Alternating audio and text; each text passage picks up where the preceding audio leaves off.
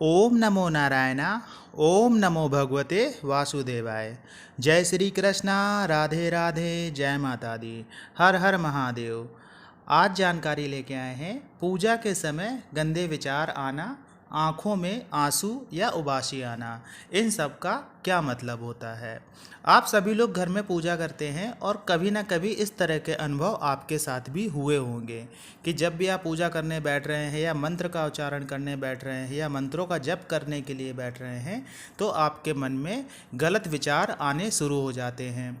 गलत विचारों का आना एक साधारण प्रक्रिया है या प्राकृतिक प्रक्रिया आप उसे कह सकते हैं।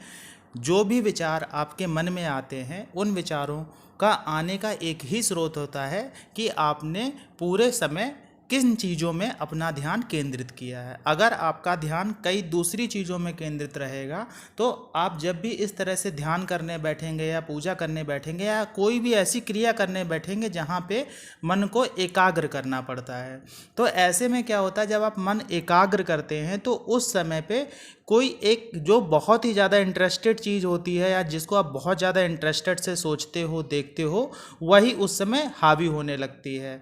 तो मन में जो विचार आते हैं या मन के जो विचार इस तरह से आते हैं, कभी गलत विचार भी आते हैं, अच्छे विचार भी आते हैं, तो गलत विचारों का आना पाप नहीं होता है, पर गलत विचारों के आने के बाद आप अगर कुछ गलत करते हैं तो वो पाप होता है।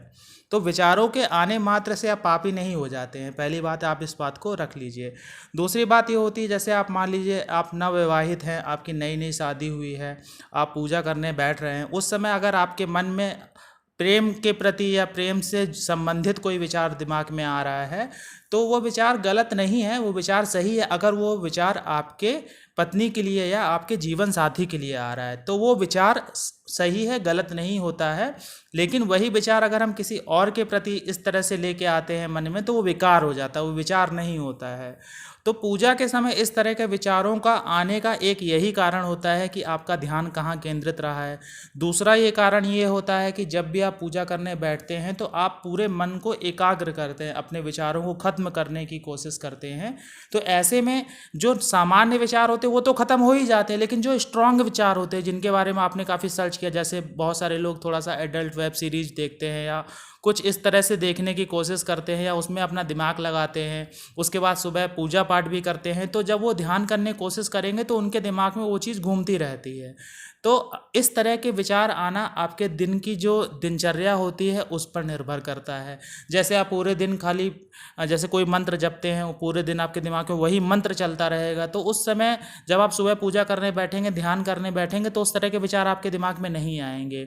तो इस तरह के विचार अगर दिमाग में आ रहे हैं तो गलत नहीं है, अगर दूसरे के प्रति आ रहे हैं तो वो विकार है, विचार नहीं है आपके।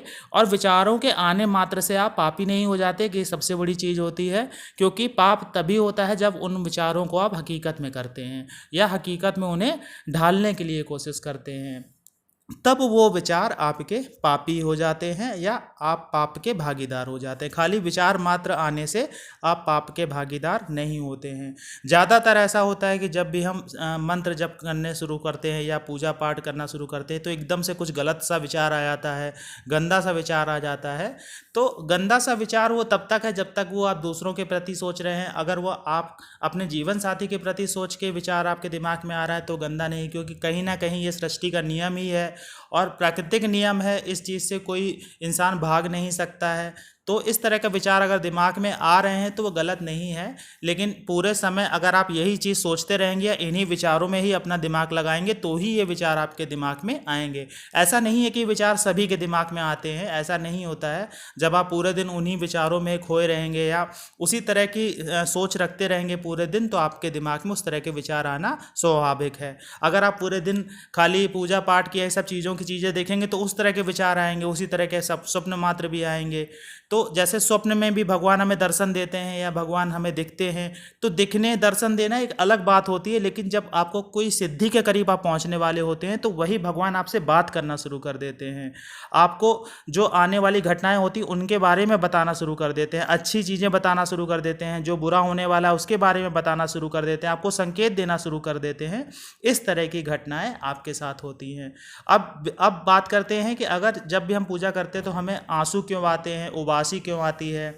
तो आंसू आने का सबसे बड़ा कारण एक तो ये होता है कि जब भी आप पूजा करने बैठते हैं तो भगवान में आप इतना लीन हो जाते हैं, भगवान में इतना खो जाते हैं कि आप अंदर से भावुक हो जाते हैं। जब आप अंदर से भावुक हो जाएंगे तो आपके आंसू आना स्वाभाविक है, आपके आंखों से आंसू निकलते हैं। और आंसू आने से एक सबसे बड़ा कारण ये भी होता है कि जब भी आपके आंखों से आंसू आ रहे हैं तो आप ये समझिएगा कि आपके अंदर से आपका पवित्रीकरण हो रहा है। आपके अंदर जो अपवित्र एनर्जी थी या जो भी चीज़ें थी वो पवित्रता की तरफ बढ़ने लगती हैं। तो आंसू आने का एक ये भी कारण होता है। उबासी आना क्यों आता है? उबासी आने का सबसे बड़ा कारण एक ये भी होता है, जैसे आप रात में कभी देर तक नहीं सो पाए, सुबह जल्दी उठ गए तो आपकी नींद पूरी नहीं होती है, उसकी वजह से भी उबासी आ सकती है। कई लोग इस चीज़ को नकारात्मकता से भी जोड़ते हैं कि अगर उबासी आ रही है तो कोई नेगेटिव एनर्जी है जो हमें तंग कर रही है। ऐसा भी होता है, ऐसा नहीं कि ऐसा नहीं होता है। जब आप पूजा पाठ करते हैं, सकारात्मक चीज़ों में अपना ध्यान लगाते हैं तो जो आसपास की नकारात्मकता होती है वो आपको कहीं ना कहीं परेशान करने की कोशिश करती है या आप की पूजा में बाधा डालने की कोशिश करती है। तो ये खुशी की बात भी होती है, दुख की भी बात होती है। खुशी की बात इसलिए होती है कि जब भी आप पूजा कर रहे हैं या इस तरह से कर रहे हैं तो इसका मतलब आप सकारात्मक दिशा में पूजा कर रहे हैं, तभी तो बाधाएं आ रही हैं। नकारात्मक दिशा में होती तो बाधाएं आती ही नहीं। और अगर आपको ऐसा लगता है कि आपको नकारात्मक चीज़ें परेशान कर रही हैं या आपकी पूजा में बाधा डालने की कोशिश करती हैं तो आप भैरव बाबा का नाम लेके उनसे हाथ जोड़ के प्रार्थना करिए और ओम ब्रह्म भैरवाय नमः इस मंत्र का एक माला आप जाप करके उनसे हाथ जोड़ के विनती कर लीजिए कि आप मेरे तरफ एक सुरक्षा घेरा प्रभु बना दीजिए जिससे मुझे कोई नकारात्मक शक्ति परेशान ना कर सके।